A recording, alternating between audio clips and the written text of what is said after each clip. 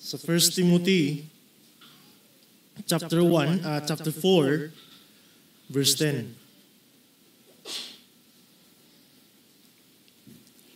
Unang Timoteo, kaapat at versikulo 10.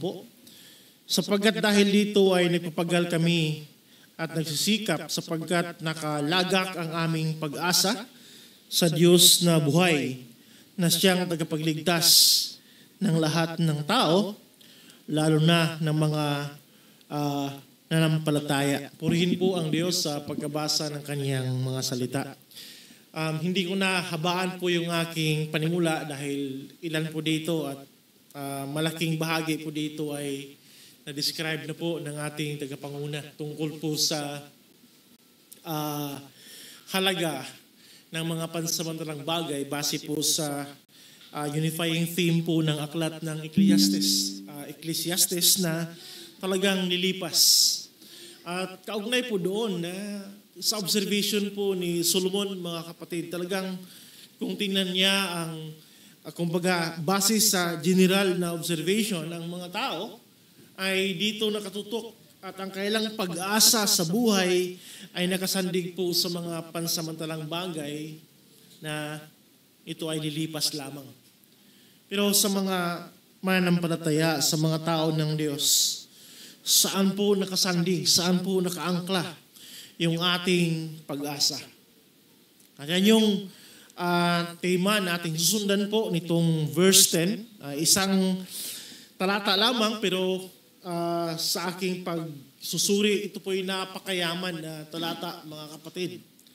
At noong nakaraang linggo, ilan po dyan na mga kataga ay napaliwanag na po natin yung nature ng pagsisikap ng mga lingkod ng Diyos, kagaya po ng pamamanhik ni Pablo kay Timoteo, at kung paanong ginawa ni Paul ang kanyang sarili, pati na yung kanyang mga kasama bilang halimbawa nitong masidhing pagsisikap na may kaugnay po sa kabanalan at paglilingkod sa ministeryo ng Ebanghelyo. Pero ang tanong dito, ano yung nag-motivate kay Paul? Ano po yung nagtulak sa kanya? Ano yung kumbaga nagpalakas sa kanya nitong masidhing uri po ng pagpapagal sa buhay kabanalan at sa buhay po ng ministeryo ng Panginoon na pinagkatiwala sa kanila? Ito po ay may kinalaman sa pag-asa. Sabi diyan, sa bandang gitna ng verse 10, sapagkat nakalagak ang aming pag-asa sa Diyos na buhay, na siyang tagapagligtas ng lahat ng tao, lalo na ng mga mananampalataya.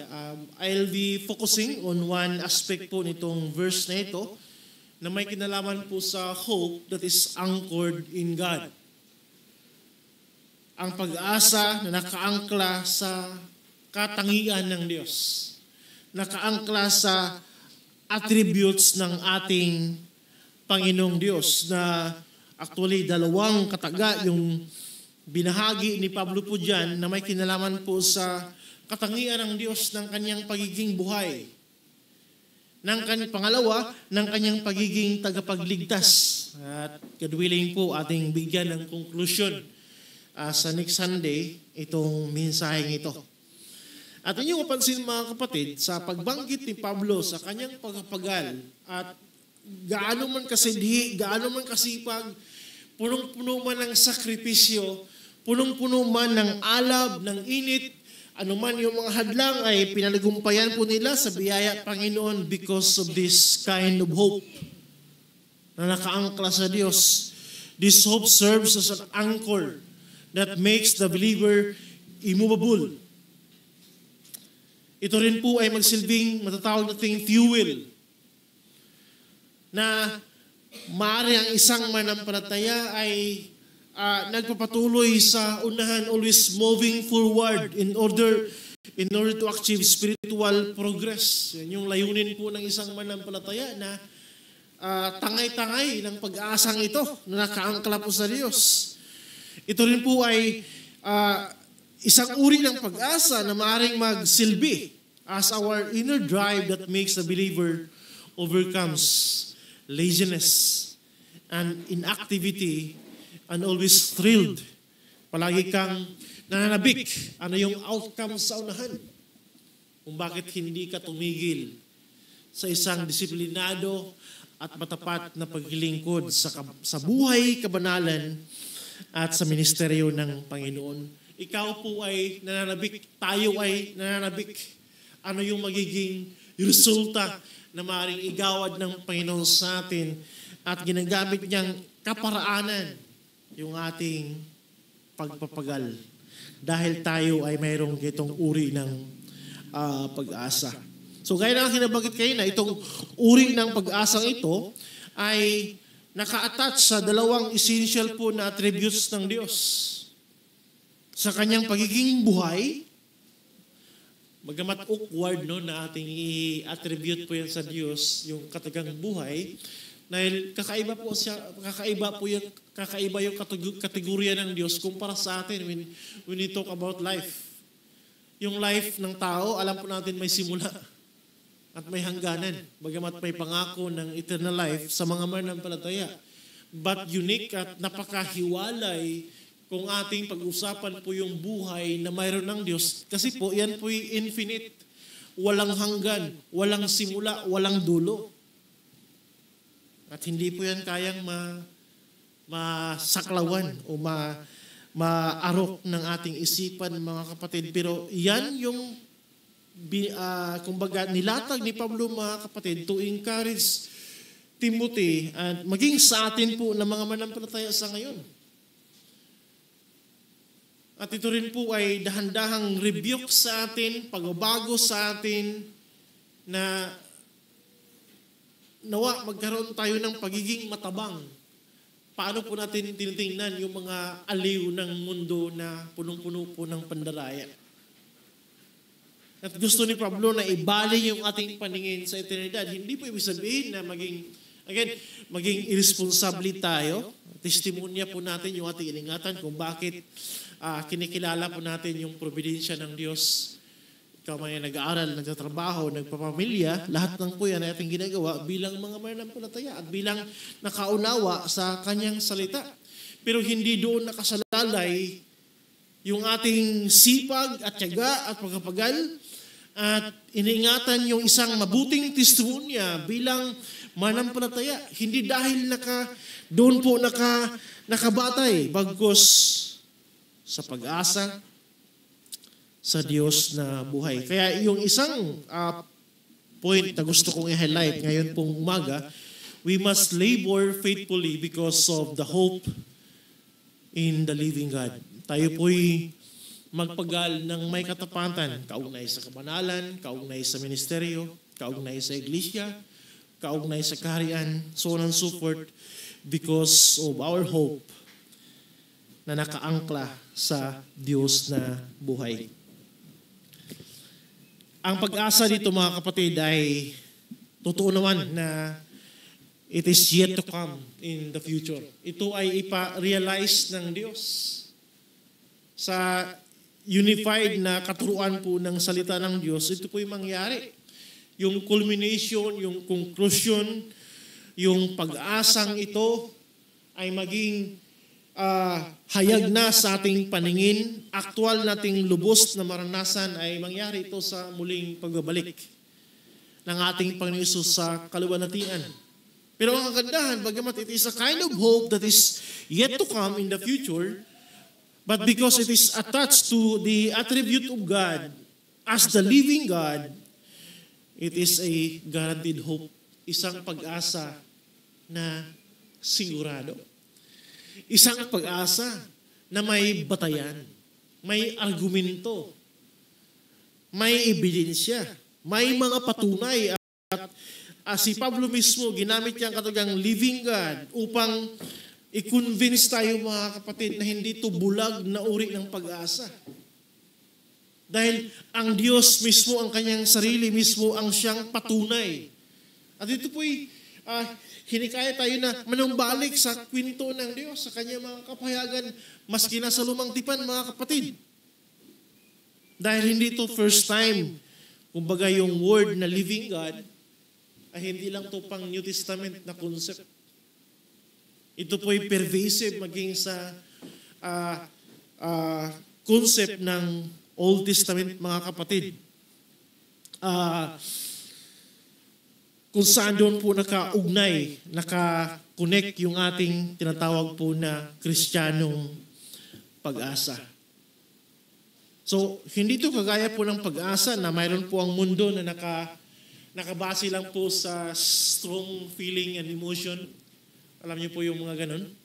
Sa isang ilustrasyon na isang tao, alam niyang malaki ang baha, pero sa isip niya, sa kanyang kaluluban, kaya ko yung tawirin. Kaya ako makatawid doon sa kabilang dako. Pero hindi siya marunong lumangoy.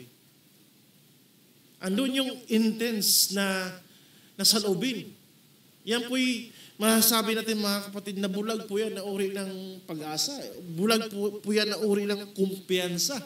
Dahil wala pong sulid na batayan na talagang masiguro niyang makatawid siya doon. Puro damdamin po yun. Hindi ganyan yung hope ng Kristiyano. Yung hope ng Kristiyano ay hindi po wishful hope. Na baka sakali. At marami po sa mga tao sa libutan na ganyan ang paningin nila pag pag-usapan po yung pag-asa maging sa hinaharap. Ang basihan, as long as dama ko sa aking loob, na kaya ko yan, mangyayari yan. At pumapasok po yan ang ganyang mensahe, maging sa mga evangelicals, maging sa mga professing believers, ang Christian churches. Sa mga kataga na i-voice out mo ang lahat ng anumang mayroon mo sa loob at gawin po yan ng Diyos. Mayroong mga ganyang mensahe ngayon na our words has power. Iproklama mo yan at gagawin po ng Diyos. Pero kung iyong suriin, ito po'y mga damdamin lamang na hindi po naka-attach. Gaya po ng pattern na ginawa ni Pablo upang makorek, matuwid yung lakbay po ng mga mananampalataya. Palagi tayong kinukunikta kung sino ang Diyos. Kung saan yung ating pag-asa ay nakaukit, nakaangkla sa kanyang katangian bilang Diyos na buhay. Yan po yung objective na pag-asa, mga kapatid. Dahil po, yan po yung outside sa atin, labas sa atin, anuman yung ating damdamin, totoo po yan. Pero ang gandahan po sa mga mananampalataya, bagamat objective po yan na pag-asa, yung ating subjective po na kumbaga pag-asa, inaakma natin doon. Yung ating subjective na pag-asa ay hindi na nakabase ano yung kayang gawin ng mundo, ano yung offer ng mundo, ano yung tinininan po ng mga taong mahalaga, bagkus dahan-dahan sa biyaya ng Panginoon, bagamat galing po sa ating panloob ng pagkatao yung ating pinag-usapan din po ng pag-asa, pero konektado na doon sa pag-asang nakasit na sa karakter ng Diyos. Dahil din po sa ginawa ng ating Panginoong Jesucristo sa atin. So hindi ito bulag na pag-asa, mga kapatid. Isang pag-asa ang tiyak, sigurado. Dahil, again, ang Diyos mismo ang patunay. Isang pag-asa ng tinutukoy dito ay may sinasandigang matibay. Nakasandig po sa kakayanan ng Diyos, hindi sa kakayanan ng tao. Kaya ang tanging pag-asa na may sense is only the Christian hope. Ang ating pag-asa bilang mga mananampalataya, kung saan ginawang absolute na patunay ang sarili mismo ng Diyos ukol dito. Ang katagang the living God sa scriptures, mga kapatid, ay napakayaman na uri ng katuruan sa buong Biblia. Una, ito po ay may kinalaman concerning God's sovereignty. Yung lubusang pamamahala ng Diyos sa lahat ng bagay, maski na sa mga detalye nito. God is a supreme ruler over all creation and speaks of His attributes of being the creator of all things. At ito rin po ay nagdalahad sa atin na yung kanyang kalayaan na i-exercise ang kanyang kapangyarihan at otoridad sa lahat po ng bagay above and beyond. At kasama po ang mga minute details po ng buhay. Psalms 135:6. Psalms 135 verse 6, sabi dito sa Tagalog, ginagawa ng Panginoon anumang kanyang kinalulugdan sa langit at sa lupa, sa mga dagat at sa lahat ng mga kalaliman. Okay? Yan po yung sovereignty ng Diyos.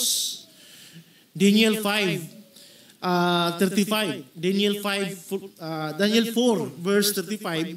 Ang lahat ng nahihirahan sa lupa ay ibinibilang na wala at kanyang ginagawa ang ayon sa kanyang kalooban sa hukbo ng langit at sa mga nananahan sa lupa. Walang makakahadlang sa kanyang kamay o makapagsasabi sa kanya, anong ginagawa mo? So yun yung ating makita, mga kapatid, na absolute sovereignty. Absolute na kapangyarihan, pangangasiwa ng Diyos. Nakaugnay po dyan yung kataga na ang Diyos na buhay. Pangalawa, hindi lang po tumutukoy sa pagiging soberano ng Diyos, itong phrase na the living God, ito rin po ay may kinalaman concerning God's vitality. Na may emphasis na sa Kanya po ang kalubusan ng buhay. He is full of life and energy. Hindi po siya passive na Diyos. So yung tinatawag nila na Diyos na dormant. Walang buhay. Kumbaga, kung ating itong pansinin, mga kapatid, isang Diyos na punong-puno po ng pagiging vibrant. Again, mga awkward po yan na description, pero sa testimonya ng scriptures, mga kapatid, makikita po natin yung ongoing activity ng Diyos. Na naglahad po na sa Kanya, hindi lang source siya ng buhay, kundi mismo siya ay punong-puno po ng buhay at enerhiya.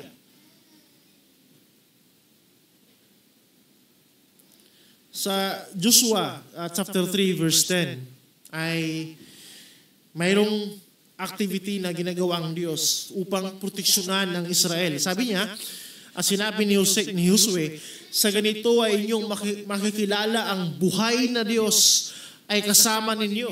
Okay, nandun yung word, buhay na Diyos na kasama sa mga tao ng Diyos at walang pagsalang kanyang itataboy sa harapan ninyo ang mga Kananiyo, Hitiyo, Hivio, Perizio, Gergesiyo, Amoriyo, at ang Jebusiyo. Pag samasamahin mo yan lahat, wala silang maaring magawa na hindi kayang pagwagian, panagumpayan po ng Diyos. Ito po ay language ng Diyos mula sa Kanya that He is the preserver of life. Ang Diyos yung nagpreserba sa Kanyang bayan sa lumang tipan, pruiba na siya ay indeed the living God.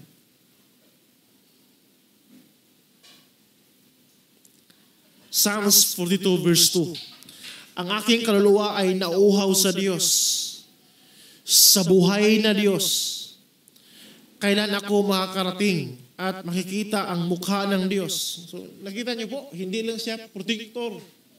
Bilang sa Kanya ay punong-puno po ng buhay, yung maski na po yung pangariwa, supply ng ating panloob na pagkatao. Sabi po ng salmista, ako'y nauuhaw sa Diyos na buhay. Yan yung bagay, mga kapatid. Once na ang pinifeed ng sarili ng tao upang masasabi niya na ako ay sapat, ako ay kontento na, kundi pawang mga bagay po sa sanlibutan at nilipas, yan po yung maling uri ng pagkaunawa ng true satisfaction of life, true contentment of life, in life, and even true happiness na hindi po nakasandig kung sino ang Diyos. Hindi lang po yun. Itong kataga po na the living God, mga kapatid, has to do also in terms of His relationship with His people. God is actively involved in the lives of His people. Nangunguna siya, nagsustinto siya, sumasalba siya. At maraming mga talata po sa Biblia. Example sa Deuteronomy 5:26, sapagkat sino sa lahat ng laman na nakarinig ng tinig ng Diyos na buhay, na nagsasalita mula sa gitna ng apoy, na gaya namin at nabuhay pa. Bagamat ito po'y pinapakita kung gaano po katindi na ma-expose ka sa luwalhati at kabanalan po ng Diyos, na sabi po ng Biblia, walang sinumang taong maring mabuhay.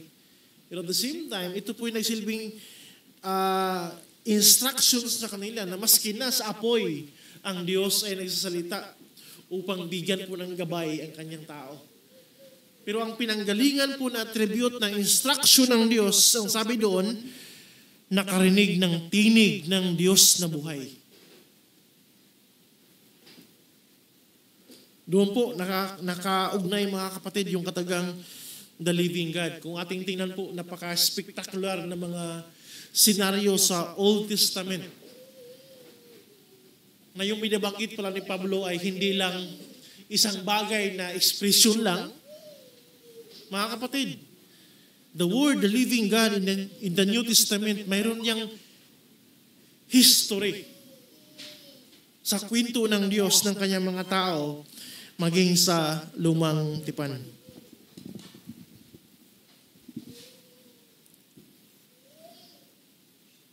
Dagdag pa, itong kataga po na the living God ay contrast po ito sa mga lifeless idols and gods. Yung mga tinuring po ng mga Diyos-Diyosa na patay. No?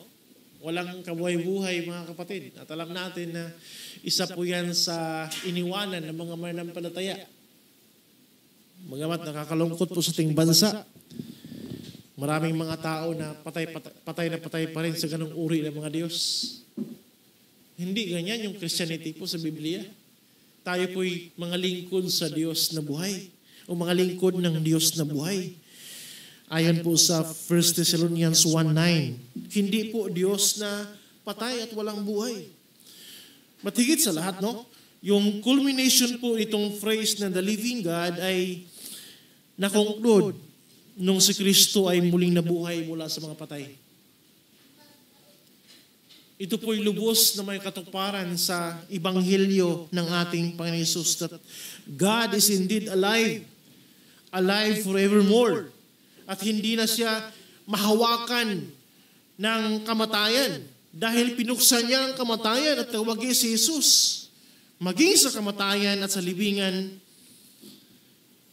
dahil sa kanyang pagbangon na may lubos na panagumpay mula sa kamatayan. Alam niyo po yung rebuke ng anghel, no? Bumisita po yung mga alagad ni Kristo upang hanapin po yung kanyang katawan sa araw ng linggo. Sa Luke 24 verse 5, sabi dito, ang tanong po ng anghel o ang rebuke ng anghel sa kanilang sa mga alagad tungkol sa paghanap nila kay Jesus. Pero ang tagpong ito ay muli nang nabuhay si Jesus. Bumangon na po siya. Ang sabi po ng anghel, isang patanong, why do you seek the living among the dead? Bakit nyo hinahanap ang buhay sa kalagitnaan ng mga patay? He is not here. He has risen. Kaya mga kapatid, lahat ng mga sikta na magamat humahawak sila ng Biblia, ngunit kung hindi sintro ang culmination po na ginawa ng Diyos ng kanyang patunay na siya nga ay buhay dahil po sa pagwagi ni Kristo mula sa kamatayan, that is not a Christian church. Maraming mga sikta, maski na sa bansang Pilipinas, ang hindi papasa sa tunay na Kristyanismo ng Biblia kung hindi po doon nakaangkla yung kailang pagkaunawa kung sino ang Diyos.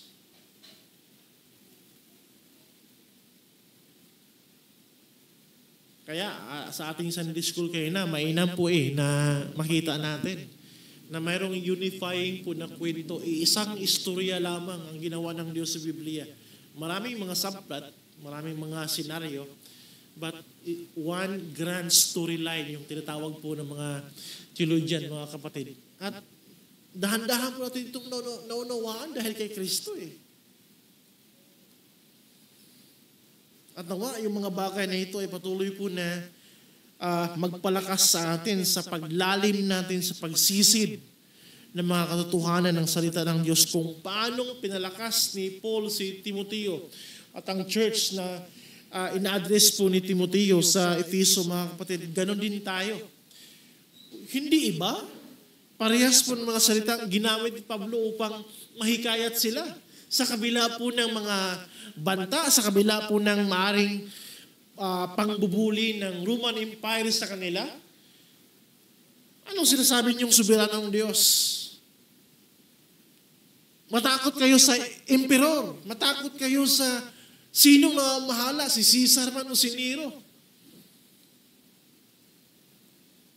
Sa sukatan po ng mundo, mga kapatid, pag-usapan po yung yaman na sinasandigan ng mga manampalataya, palaging inferior ang church. At minsan pa nga, kung ihambing mo ang iglesia sa panlabas na anyo, napaka-inferior ang church. Minsan pa nga, unattractive ang iglesia. Tingnan niyo po yung bilang natin.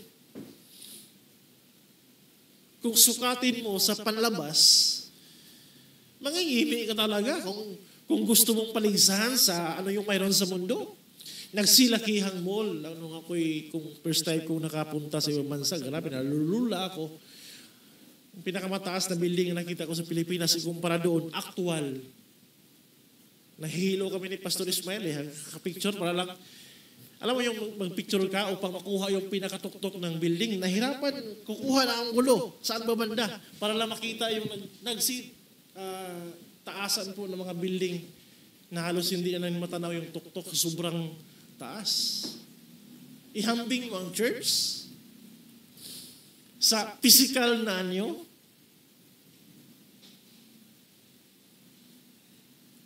At kung hayaan po, maraming Kristiyanong ma-discourage. At I hope hindi po tayo, mga kapatid, dahil lampas pa doon ang tinitindigan ng ating pag-asa. Ang Diyos na buhay. At pinatunayan niya mismo, hindi lang ito teorya, again, dahil aktual po na si Kristo ay namatay. And yet, muling nabuhay mula sa mga patay upang in reality, sa ating experience, ipamalas din po sa atin na yan yung ating karanasan kay Kristo. At patunay that indeed God is the living God.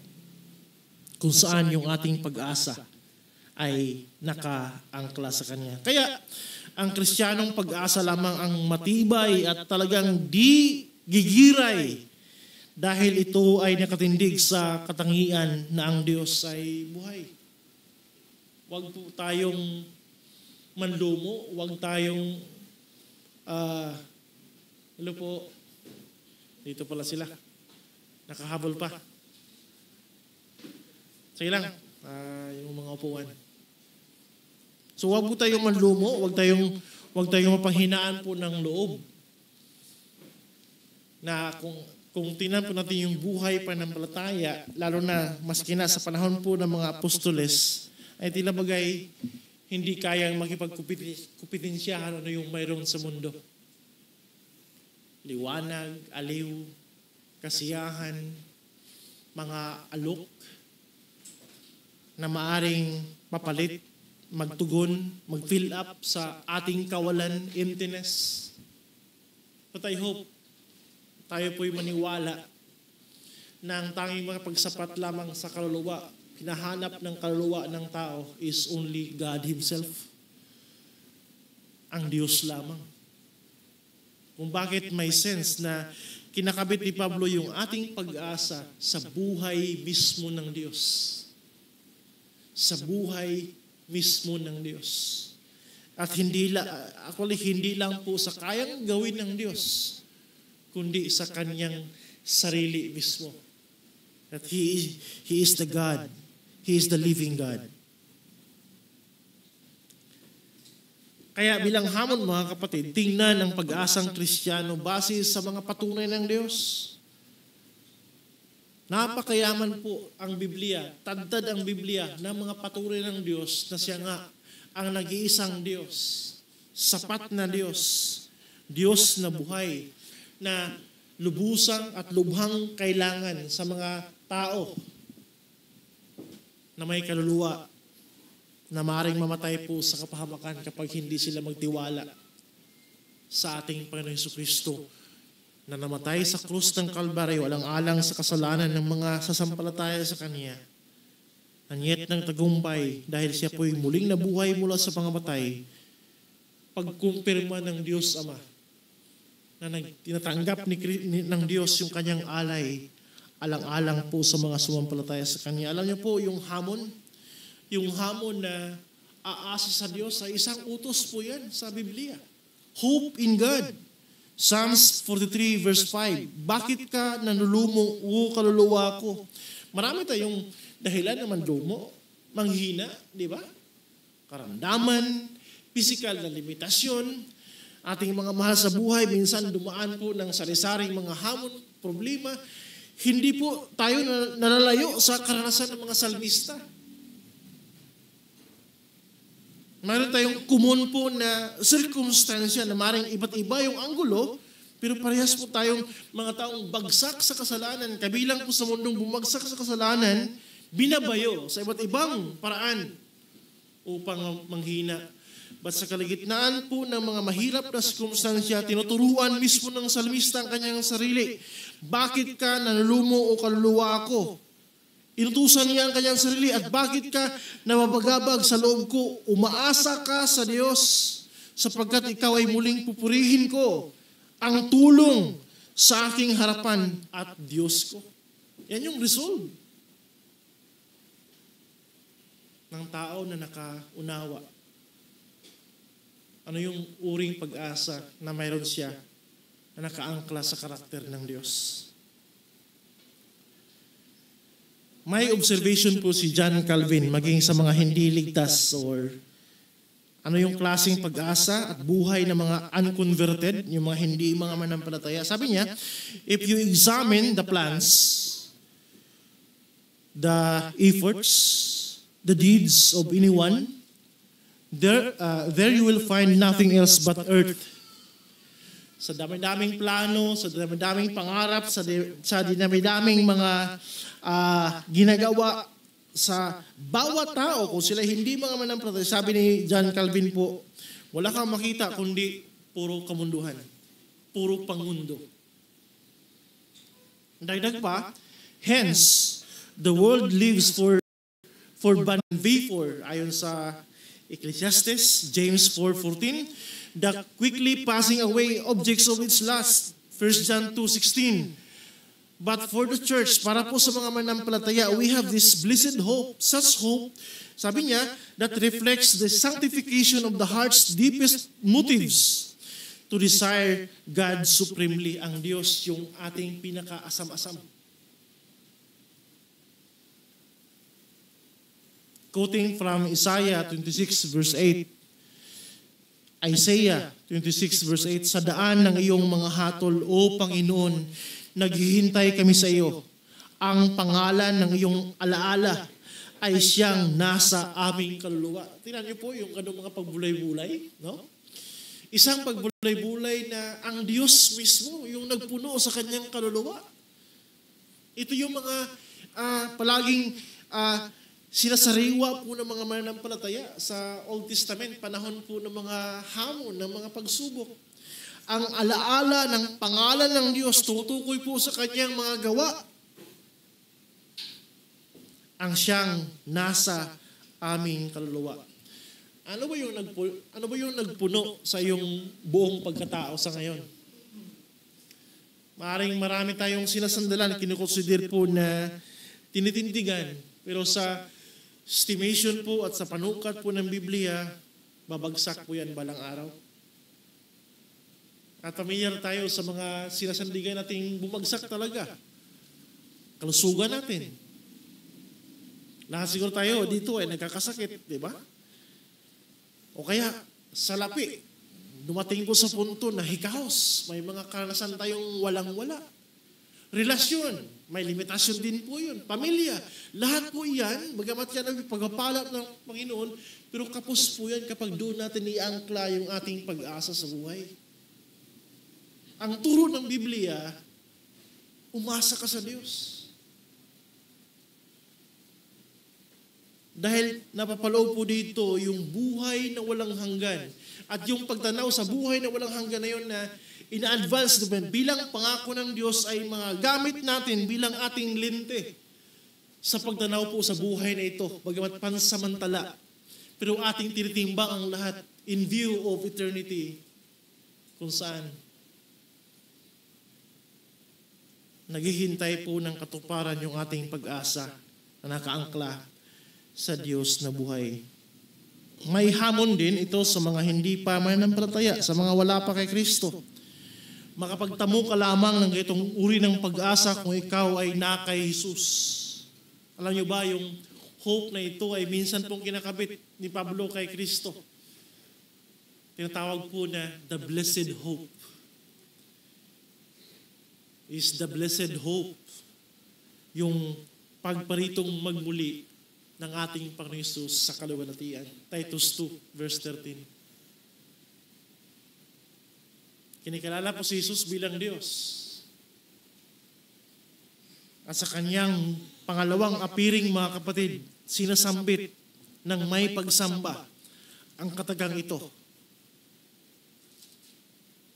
Kung wala ka kay Kristo, kahit pa punuin mo yung buhay mo sa lahat at limpak-limpak na inasahan ng mundong ito, babagsak po yan.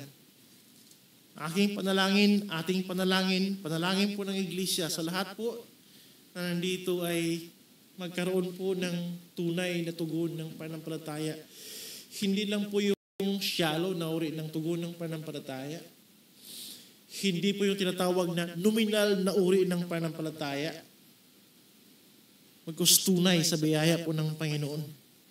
Ang sabi po dito sa Titus 2, habang hinihintay natin ang mapalad na pag-asa at ang pagpapakita ng kaluwalhatian ng ating dakilang Diyos at tagapagligtas na si Hesukristo.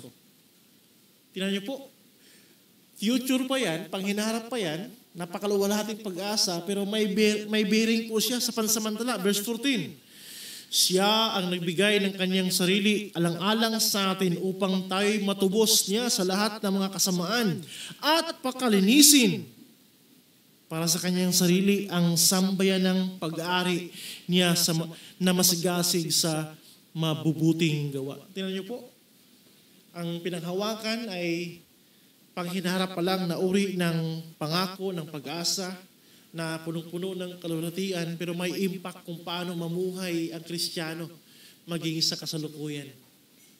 Kinikilala po ng Kristiyano ng kanyang buhay sa pansamantala at sa kasalukuyan ay paglingkod sa harap at sa presensya ng Diyos na buhay. Doon po nangyari, doon nabanggit yung katagang coram Deo, na atin daw palaging alalahanin na sa lahat ng ating iniisip, sa lahat ng ating ginagawa, we are doing it.